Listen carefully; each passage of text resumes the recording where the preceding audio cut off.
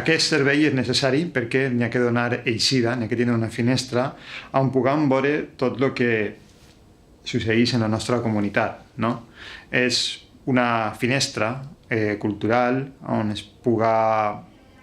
la gent puga veure què és el que està passant a nivell notícies, què és el que està passant a nivell cultural, també, no? Esta finestra, per a mi, és la meva opinió, té que ser una finestra digital, bàsicament, no? Que s'adapte als nous mitjans de comunicació, no?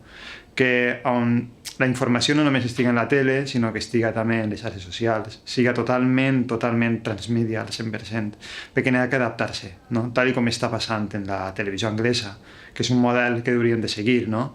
O la nord-americana, no?